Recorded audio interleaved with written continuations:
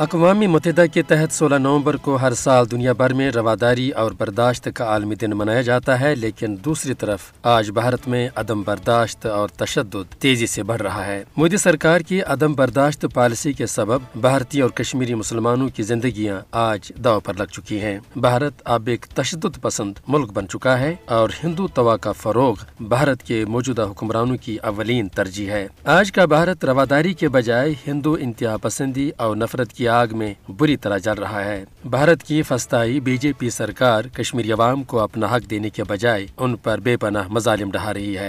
यह अमर काबिल जिक्र है कि कश्मीरी अवाम गुज़श्ता 7 दहाइयों से भारत की रियासती दहशतगर्दी का शिकार है। यहाँ काबिज भारतीय फौज महज अपना हक मांगने की पादाश में कश्मीरियों को बेदर्दी से कुचल रही है। मोदी सरकार पर यह हकीकत वाज़ेह होनी चाहिए कि फौजी ताकत के सहारे वो कश्मीरियों को ज्यादा देर तक गुलाम बनाए नहीं रख सकती। अक़वामी आलम की तारीख इस अमर पर शाहिद है कि ताकत, धौंस और जबर के बलबूते पर किसी कौम का जज्बा आज़ादी हरगिज दबाया नहीं जा सकता। इस अमर में कोई दो राय नहीं है कि कश्मीरी अवाम ने भारतीय साम्राज्य के खिलाफ जद्दोजहद और कुर्बानियों की एक बेमिसाल तारीख रकम की है। आज भी यह कौम अपने मुतालबा आज़ादी पर कारबंद है। दर हकीकत मकबूजा जम्मू कश्मीर में मोदी सरकार की बंदूक वाली पॉलिसी नाकाम हो चुकी है। मकबूजा इलाके में भारत का गैर कानूनी वजूद महज फौजी बेसाखियों के सहारे कायम है। आज़ादी कश्मीरियों का मुकद्दर है। यहाँ मोदी सरकार की शिकस्त नविश्ते दीवार है।